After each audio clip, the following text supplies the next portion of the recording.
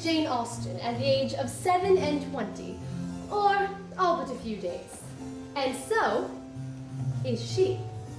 I exist only in her head and am on familiar terms with her, the characters she has created in her still unpublished novels, the past and the future. You see, I am not bound by earthly convention, nor am I mired in the turn of the 19th century, as she is, poor dear. I can see you all out there, and know I'm in a place with the absurd but very British name of Oliphant, in one of our former and more arrogant colonies known as Pennsylvania, named for a drunk, a liar, a cheat, and a traitor, but an otherwise nice fellow. I have friends sitting next to you. I have friends that have died and been buried. I have friends yet to be born, and I know them all quite well. Jane, over there, is not so fortunate, but never complains, nor celebrates. We are the second daughter in a family of 8 children. Our prospects have always been limited. You women of the 21st century can only begin to understand this. You can kick your mister to the curb, I think you call it. Then you'll get a grand sum, keep the family manor, and perhaps have 6 or 8 suitors to entertain you, all with the hopes of satisfying one another's interminably active libidos. In 1800, in England, we women are not so lucky. We cannot be gainfully employed. We are looked down upon if too smart, too educated, or too familiar with the ways of the world. When we marry, we are stuck with him, whether he be Prince Charming or Prince Harming. A female of our species must find a mate to support us, sometimes to help support our families, and we can only guess at what will happen to our persons, our futures, and our lives after the chapel door shuts behind us and the rice has been combed from our hair. Well, it's the luck of the draw. In the future, it appears our already impoverished expectations will only get worse. I could tell you what it really is to be desperate housewives. We are now facing life as an aged spinster at the age of 27, well past the serve-by date, as you Americans call it. We have a loving family, it is true, particularly our only sister Cassandra, but everyone has not yet learned by now the truth of the maxim, joy is having a large and happy family that lives in another city. Nevertheless, there are times when I can contemplate our situation with little less than a burning, if hidden, rage! Oh, really? I'm quite fatigued.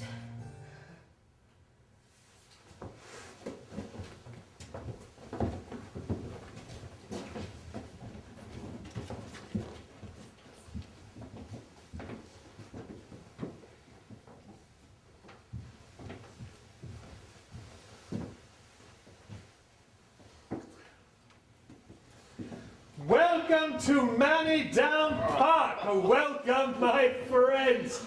George. Oh, Lovelace, this is a pleasure. Oh, Jane! It has been so long. How was your journey? How was Bath? Oh, we shall have such talks. I fear I shall have little enough to tell.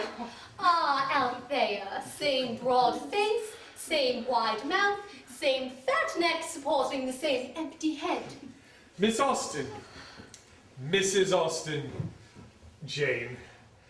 I see my daughter Althea has already obtruded her presence. It is so kind of you to entertain us in this fashion, Mr. Bigwither. Oh, nonsense. You must think of my house as your own. Perhaps if we may refresh ourselves after our journey. Of course. But first, let me introduce a new addition to our company that I hope you will find quite acceptable. Harris? Harris! Do not skulk in the corner, my boy! Come forward! Come forward!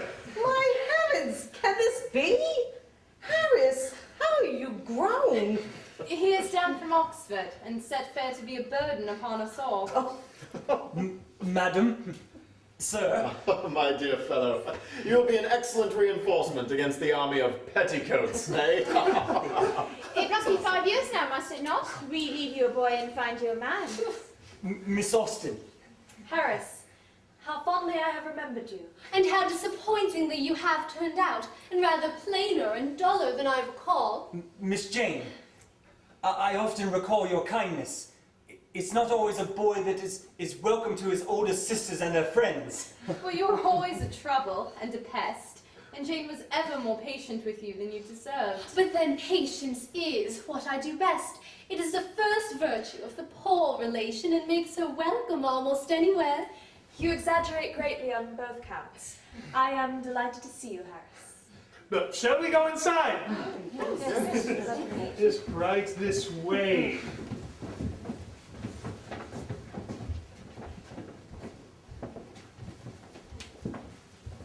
We spend much time in visits to more fortunately placed relations and friends.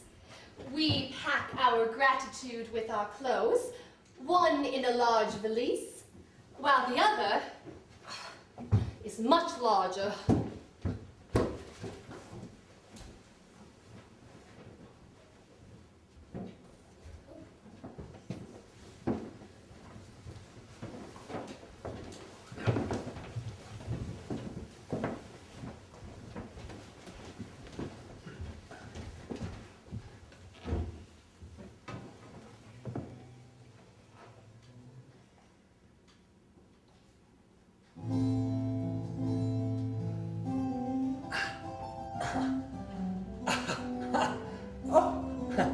What are you doing, Harris? Oh, I'm trying to undo my right shoe with my right hand by reaching around behind my back. Oh, And why are you doing that, Harris? Oh, a very jolly fellow at college showed me. He could do it like blinking. It's rather an entertaining trick. You see? You do not seem to have quite the knack. No! No! Damn it! Damn it! Damn it! Please, ladies. Oh, I am most... My apologies. I have been too much in the company of my own sex only. And which sex is that? I do not believe I heard anything, did you, girls? Not at all. No, indeed. Thank you. Oh, lovely. Quite lovely. would you like me to continue? No, my dear Althea, you've entertained us long enough. Thank you. Jangle, jangle, bang, bang. Ah! Come sit by me, my dear, and we'll have a pleasant talk together.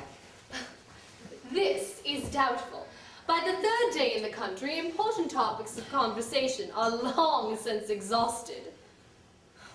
It has rained unceasingly since our arrival.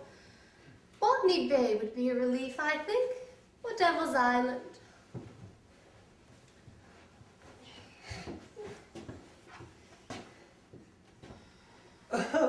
Well, there's a deuced handsome fellow. Oh, thank you. Some secret beau, is he, eh? Mr. Larkins recalled my fiancé, Tom. I had no idea. Congratulations. He What- died some years ago. It is the great sorrow of my life. Oh, my condolences. Deuced handsome fellow, certainly. Uh-oh, something wicked this way comes. What are you reading, Miss Jane? The essays of Dr. Samuel Johnson. You are interested in medicine. Good, is it? Yes, well, no. He's not that kind of doctor. The excellence of his moral precepts is, of course, beyond compare, but it is in his style that I particularly delight. Really? Such balance and weight.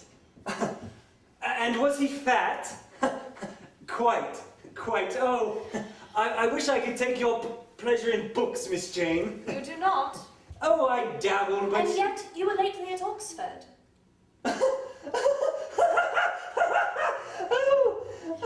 I did not much study there. That is for chaps who must have professions and such. While you... Oh, of course. I understand. My future is here, around us. Master of money down. A burden enough, certainly. My father worries. He thinks I lack wisdom. Do you think so? Is the Pope Catholic? No. No, indeed. He says I must take a wife. Well, that will certainly be expected, though not perhaps of an urgency. The sooner the better, he thinks. I think so too. All will come in time, I'm sure, but truly, Harris, I must recommend to you the pleasures of literature. As Bacon says, reading maketh a full man. So says Bacon, eh? And what says eggs? What does eggs have to say on the matter? Together they will make a full man indeed. Most amusing. Most. Sister, did you hear? Jane said that... Is Bacon everyone said- well, I trust? Oh, this blessed weather, I was quite drowned. But tomorrow, should it clear, I thought we might all enjoy a small expedition to Basingstoke. Oh, Basingstoke, be still my beating heart. Wake me when it's over.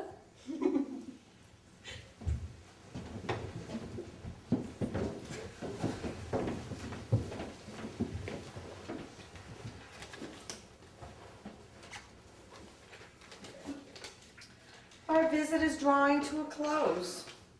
Such a shame to leave. Don't you think so, Jane? Indeed, Mamma. We have been here a week. It has rained every day. People are beginning to go mad. I've contemplated suicide on 4 separate occasions. Such a beautiful house. Do you not love it, Jane? I've always admired it extremely, Mamma. As if you didn't know. What is this? Secrets, girls, come pray tell. Oh, Papa, this is somewhat strange. We have all been very dull, and it is altogether too bad. Let us be active and gay. What say you all to a game of blind man's buff? Blind man's man's buff. Oh, come, Jane. I'm sure you will delight in this above all things. I really do not Your know. sister has already indicated her in particular enthusiasm. Cassandra, You are sure you... I do not like this. There is something afoot.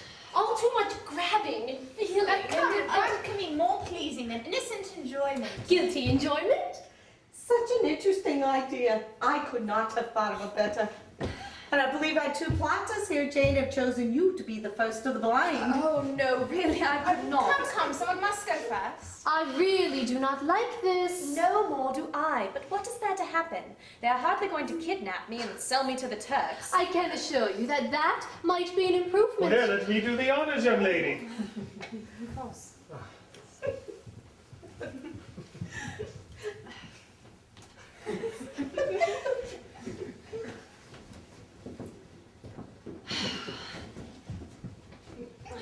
Oh, please. I cannot find anyone. You should be so lucky. Oh. See? Hello? Hello, what is happening? Hello? Ooh.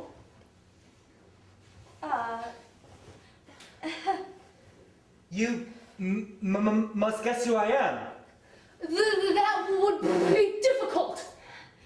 You are Harris, of course. Oh, well.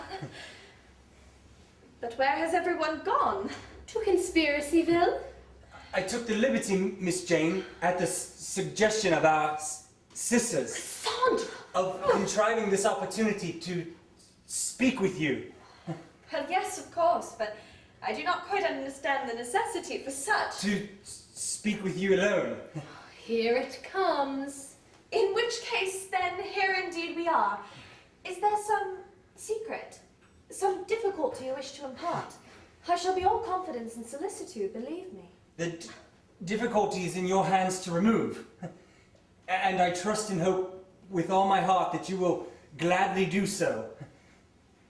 Dear Jane. Oh, is he looking for some drop snuff?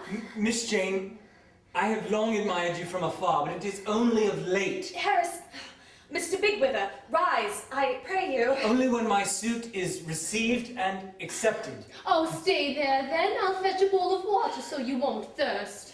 Mr. Bigwither, you must understand, this is so exceedingly unexpected. We have not been of close acquaintance since your childhood. 2 years And ago. such an offer as you would appear to be making. Miss Jane, please allow me. Oh, Harris, of course. You know I've always been most fond of you. But please rise. Please. Very well. You will hear me. I cannot be discourteous, but... Be discourteous. Nip this in the bud now. Thank you. Miss Jane, you are familiar with what Dr. Don Johnson says of marriage? The last refuge of a scoundrel? And it's Samuel, you dolt. Samuel Johnson wrote the first dictionary of the English language. Don Johnson will be on Miami Vice. There's something of a difference. Dr. Johnson has much to say of wisdom on many topics, but I cannot immediately recall... I find it most profound and germane. Marriage, he says, is the strictest tie of perpetual friendship. And there can be no friendship without confidence, and no confidence without integrity. And he must expect to be wretched, who pays to beauty, riches, or politeness that regard which only virtue and piety can claim. Fortunately, he said some interesting things as well. That is very fine indeed, yes, but I do not quite see... Miss Jane, I am, or shall be, a wealthy man. My chosen wife will be the mistress of many down. This very house, this beautiful house. And although I am young, with many defects of person, and I doubt not character, I know that as the world runs, my situation alone will prove sufficient attraction to many. I will not have candidates to seek. Were I merely interested in beauty, wit, or accomplishment, my choices would be abundant. In a wife, however, the mother of my children, such embellishments should and will be for me of little consequence. I wish a woman of wisdom and quiet virtue, one who is assiduous of her duties, aware of her responsibilities to her husband and her position in society. So why are you talking to me? All these qualities, Miss Jane, I see exemplified in yourself. And I could desire nothing more than that you should be my companion and support on the journey through life. You are good, you are humble, you are wise, and you have a loving heart. Will you do me the honor of becoming my wife? Harris, I am, I confess, most surprised, though of course flattered, to an extreme by your proposal. Unfortunately, however,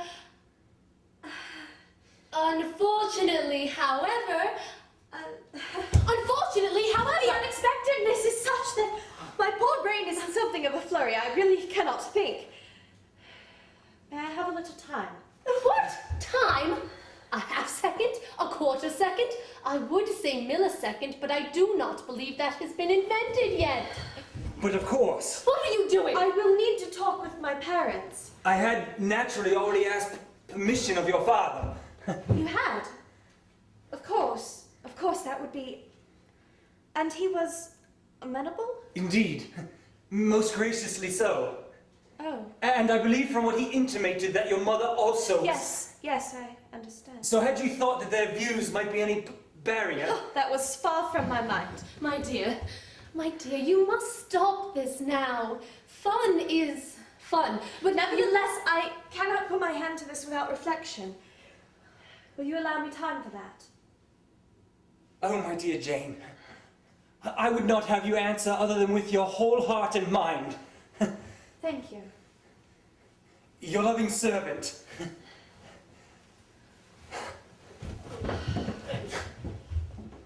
What are you doing, for the love of God? Do you think to let him down gently? Kinder, surely, to disabuse him of this absurd notion on the spot. I must speak with Cassandra. What need of speaking to anyone? Oh, good heavens. You are not minded to... Oh, good heavens! Oh, my dear, have you been in the cooking, Sherry? Papa's port. Cassandra will know what to do. Cassandra. Yes.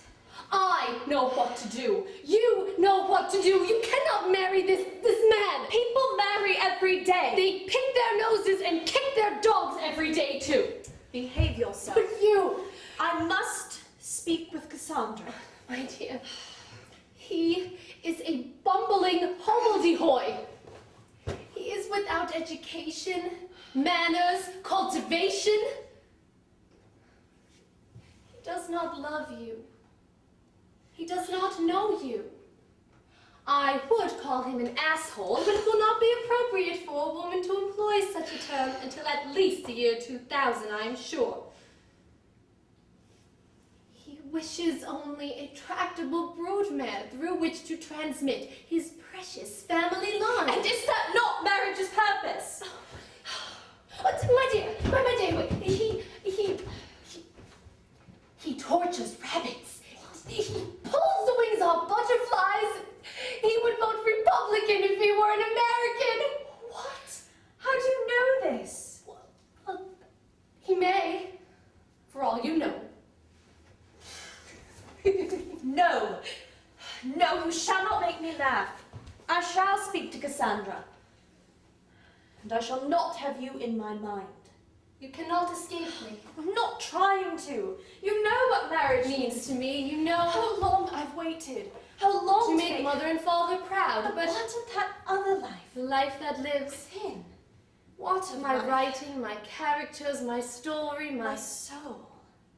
and our husband. He should be strong, But not so strong that he should overpower us. as firm in his resolve, But but with the ability to bend. To take us tenderly, but not too tenderly. He must have a life Within, and let us a have. life within. To be together, always. But to be separate when needs be. To love us to his limit. And to discover that there is no limit.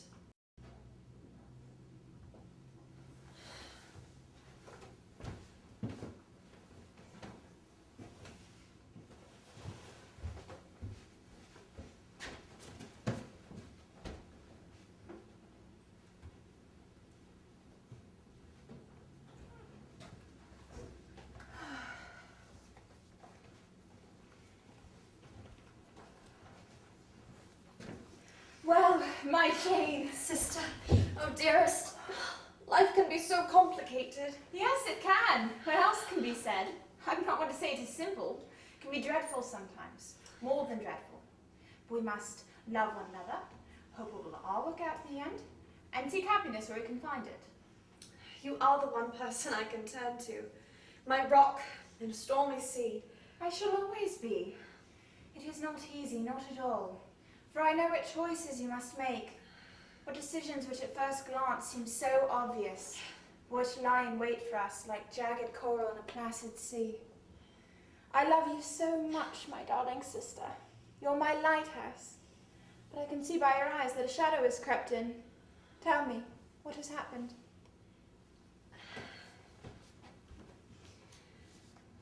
Harris has proposed. Ah, An event for which, as I understand, you will have been well prepared. I had thought he might lose his nerve. He did not. I was, of course, consulted. And I'm sorry? you did not think to warn me, I did consider, yes. but clearly concluded Jane, what would have been the result?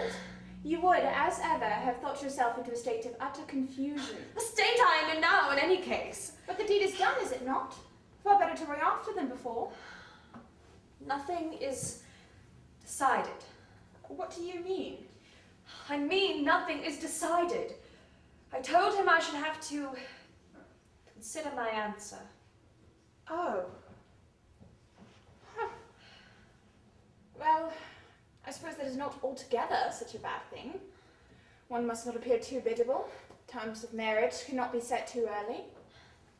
No, in fact, I think that is quite excellent. I would never have thought you were such a strategist. It is no strategy on my soul. I do not know what to do. You fail to understand. Can I say it any plainer? I can hardly believe it. You would consider refusing him. It was my strongest impulse. I think however you did not succumb to it. Good Lord, Jane, what were you thinking? What was I thinking? What I think now? I have the clearest aversion to this. And what has that to do with the case? You would say such a thing. I'm sorry, perhaps I speak too strongly. You would say such a thing. And yet I cannot help but wonder, do you think such an opportunity will come again? I do not know. It will not. Failing a miracle by any calculations. Your rank, your fortune, your age... This does not need to be said. I see on the contrary that it does. Are you not to marry then? I do not know. And if so, what follows? I Do not say to me again you do not know. You know too well. Are you so selfish? Our parents' circumstances are already straightened. Are you to be fed and clothed by them forever? And when, as must be, they go to reward? Upon whom then shall you leech? Whose burden then shall you become? Which brother's unwelcome guest?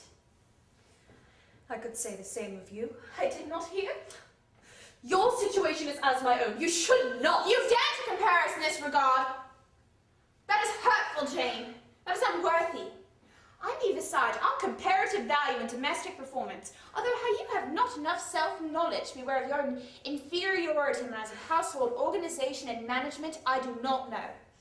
Nor, may I say, do you find yourself so welcome a visitor amongst our relations, with your silences and your sly smiles.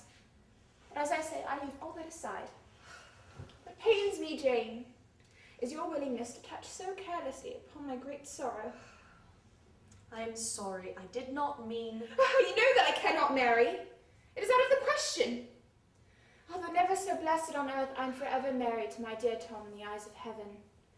Our union must not be broken, though we may only be together beyond the veil. I cannot be unfaithful to such a sacred trust.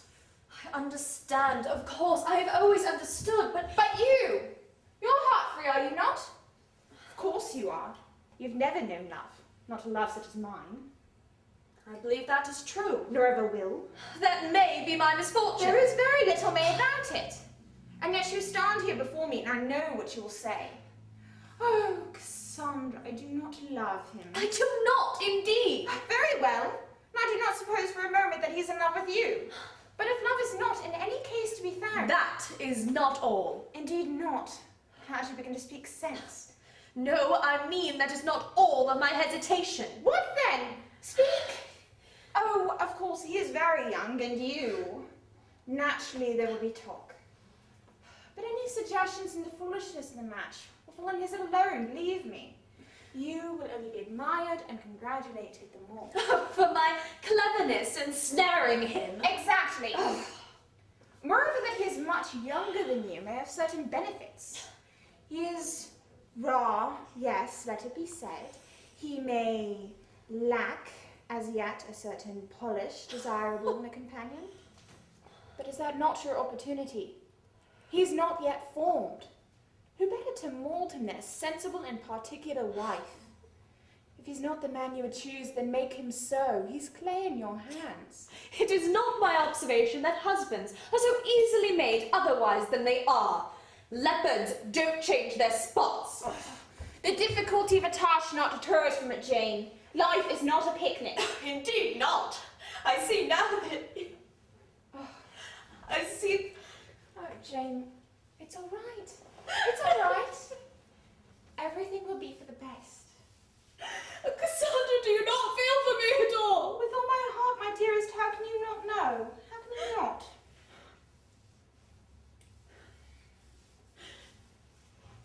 I am sorry. It's the most natural thing in the world. I'm being selfish, I know. A little, perhaps, but it's no great fault. When I think now how happy we have been and for it all to... We've been fortunate, yes. Not all families are as content with each other. But it is your duty now, Jane, to make some return. Yes. And we've been looking so much on the dark side of things. Consider rather what benefits lie here. Do you not love this house? I have always. And it shall be yours. Will people not envy you to live your life surrounded by such spaces, such elegance? Does not a house like this feed the soul? I cannot deny it. And your opportunities, as a mistress of such an estate, to spread charity and the love of virtue amongst those for whom you are responsible, to be looked upon always with gratitude for your beneficence. You've a good heart, Jane, but till now, how little scope you've had to open it to the world. That is true, certainly. And consider also closer to home. Such a burden of anxiety lifted off our dear mamma and papa, regarding not only your future, but their own. The security of a good fortune behind them, and all spectres of poverty removed. They have already, I understand, indicated their assent. And why would they not? But Jane, you speak of selfishness. Very well, let us give that her regard. Will your road be so hard? Is it so unendurable to become a cosseted wife? To become a mother? Is a woman's life complete without the blessings of children? I feel that answer, dear sister, every day of my existence. What greater joy, privilege, and responsibility is there than to guide the steps of the generation to come on the path of virtue and Christian forbearance? What greater reward than to know them established in happiness when your own day is done? Motherhood is a noble calling, certainly. For any woman, surely the noblest of all. And even this is not yet all. Let us whisper and say that it is not altogether a negligible matter to have servants to dispose of the domestic duties we occasionally find so tiresome. Let us lower our voices even more and say that gilded carriages with matched horses are very fine, that visits to London in the season may be agreeable, that there's no little pleasure in buying a new dress or coat whenever one pleases, and that dining on lobster may take some time to become tedious. One does not marry, of course, merely for comfort, but if present as a circumstance, it cannot but be enjoyed. It is a fine picture you paint. I have a little difficulty still in seeing myself as its subject. Jane, you know I would see you married to the Prince of Wales. That libertine, I should hope not. Will you visit me? Of course. Often. More often than that. Thank you. And I... Thank you. Now, if you will perhaps do me the favour of seeking out Mr. Harris Bigwither and directing him here to me. Of course. Of course.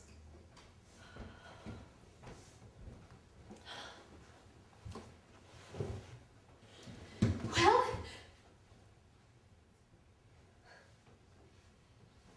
you crumb. You agreed to this obscenity. It has always been the same. Cassandra has always been able to twist you round her finger. How long? How long did it take her to mention her great loss and sorrow? That is unfair. Was it fair to mention it? I suppose the little boy who would be your master is on his way. Yes? It is not too late. Whatever you said to Cassandra, that need not be the answer you give. She will have told him what to expect, or given clear indication at least. It would be cruel. Let it be cruel! Is this not cruel? You do not want to marry this man. Want has little to do with It it. has everything to do with it. No! I'm satisfied that the course I have agreed upon is right. For whom? It is my duty. To whom? Be quiet! I suffer them all. And I do not? I am sorry. Words.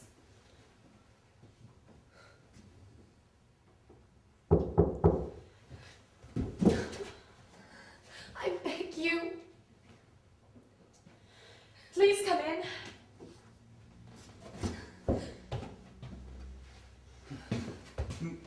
Miss Jane.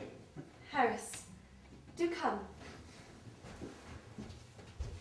Do you have an answer for me?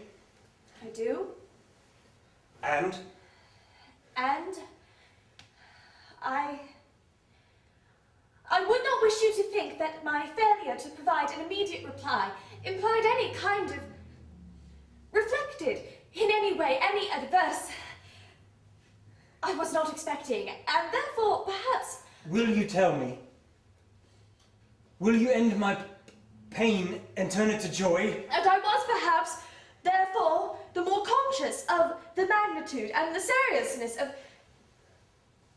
Oh, Harris, you are very young. This is very sudden. Have you thought? Are you sure? Of course. How can you ask? Then, yes. I must say yes. Oh, my dear. You make me the happiest man in the world. No! Yes! She said yes! Excellent, excellent, well done, my boy!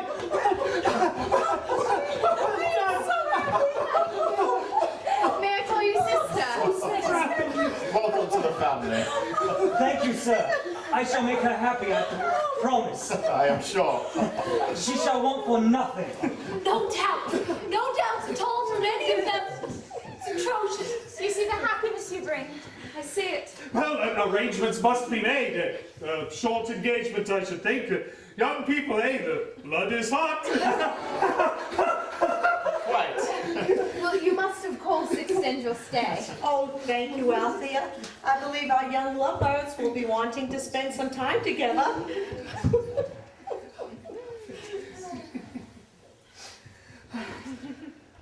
You must be kind to her. But of course. No, understand me. She's remarkable. She must not be crushed. I think, dear sister, that I know sufficiently the duties of a husband. Of course, I spoke out of turn. It was only my concern. Althea? Yes. Excuse me, please. Yes. And how are you feeling, my dear? I confess, a bit overwhelmed. Oh, that is to be expected. Such a change in a girl's life. I remember when I accepted your dear father. Oh, I swear I could not have slept for a week. Did you ever have any doubts? Doubts? Oh, no, I don't think so. Apprehensions? But that's only natural. But never any doubts as to the rightness of my choice. Oh, my dear, I hope you don't feel... Oh, no. Apprehensions only, as you say. We only want you to be happy, Jane. Ah, excellent. Bring it here. Bring it here, girl. Ah, yes. Ah, there you are. And there's more where this came from. Do not worry. Come, everyone, take a glass. Come and take a glass. Oh, just a little more. Oh, there you are. I shall say a few, a very few words. We have always been a big family, and now I'm so pleased to say we shall be an even larger one.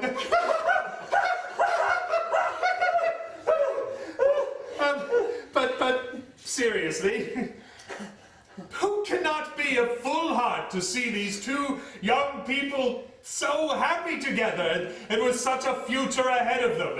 And may I personally express my joy at my son's choice. Jane has in so many ways been a part of this family already, and this closer tie can hardly endear her to us more. A toast, my friends, to Harris and Jane! Harris and Jane! I just want to say that I'm a damned deuce lucky man. Oh, now come, my son, come, my boy. Time enough for that, eh? Time enough for that. Jane, my dear, will you favor us with a word?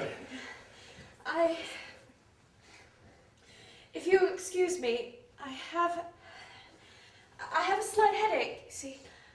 If you will excuse me. A little overwrought, I think. Only to be expected. There's so much excitement. Should I perhaps go after her? No. Best to leave her for the moment. Well, perhaps if It's late. She'll sleep and be fine in the morning. I know she will. Well, some of us are not ready to end the evening so early, eh? Come, I'll tell you, another bottle. Make it two. Make it two indeed. Well, my dear? Are you relieved? Oh, I think I am. I think I'm happy. Then so am I.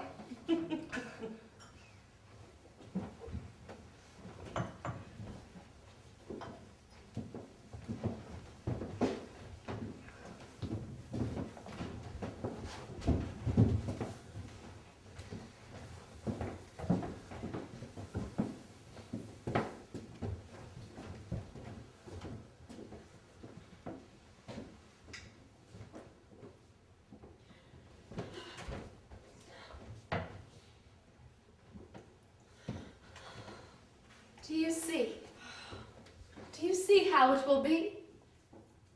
I'm a little tired, that is all. I wish to go to bed. You were unable to sustain yourself there for 5 minutes. Do you think to manage 40 years? I will bear what I must bear. Those celebrations jarred a little with me, it is true, but things will not always be at such a pitch. No, indeed. They will settle from a sharp stab to a dull ache. Please! We do not know. Who can know? All this may be apprehension and a shadow. Who can tell how a husband and wife will be? What do we know of even those we see most closely? So much is in what transpires once the doors have been closed upon others.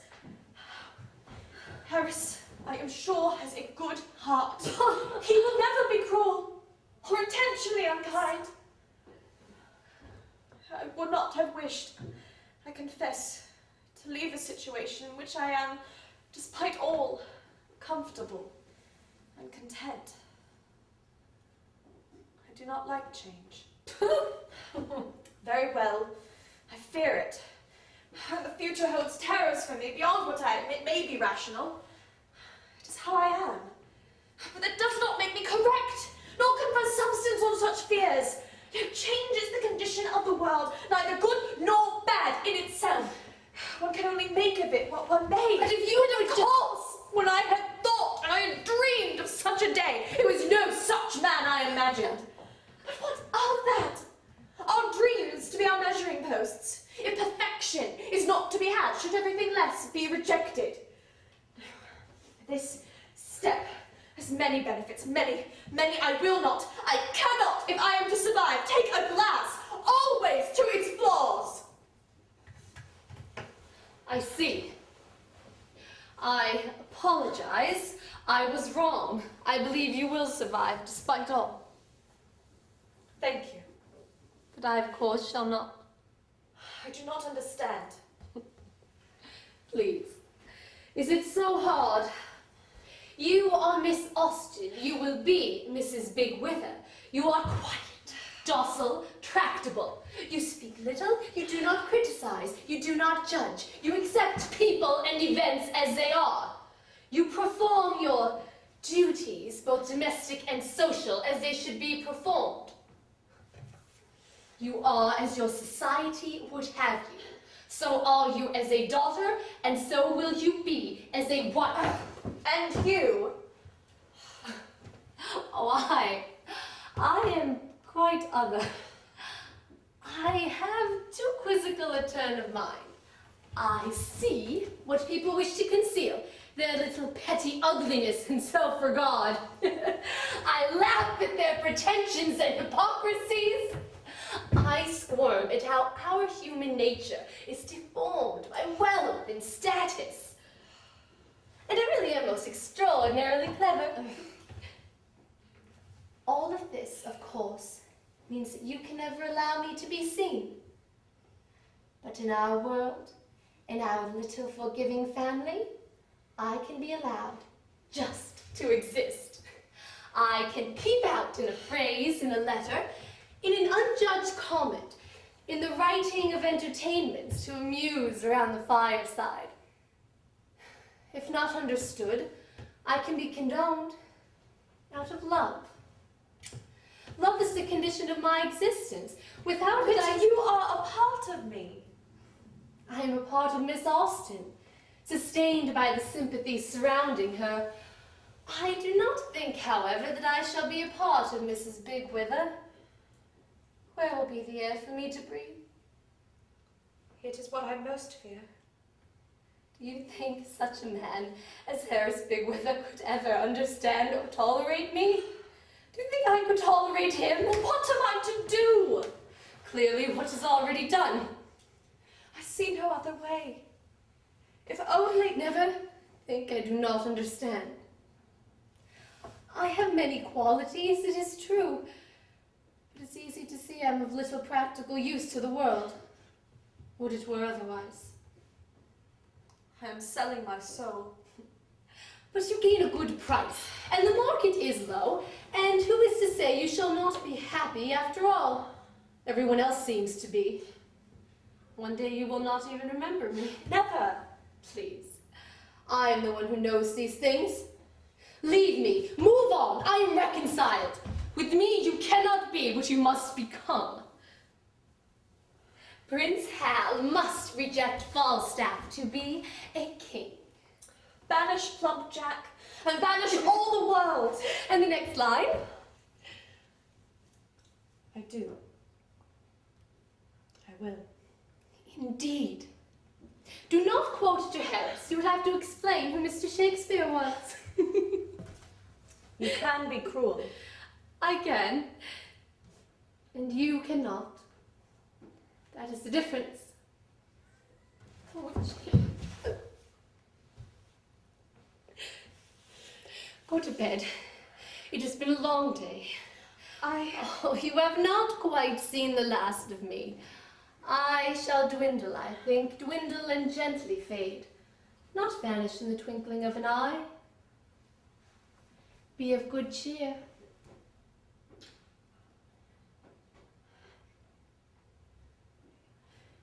What have I done?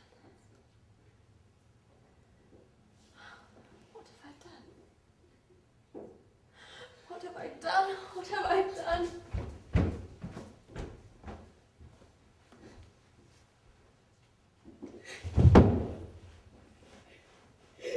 No!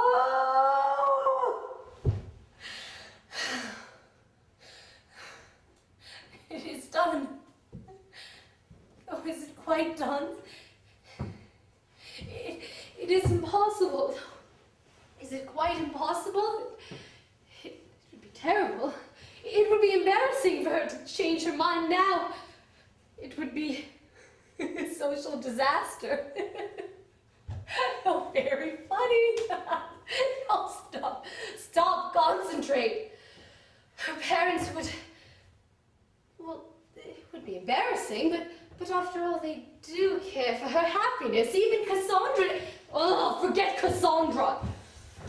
There must be something I can do. What? What can I give her to hope for? Is there nothing in my gift? May I be of service, madame? You appear to be in some distress. You startled me. Oh, my utmost apologies. Do I know you, sir? You appear familiar, and yet I... Edward Fitzwilliam Darcy, at your service. Oh, yes, of course. Of course.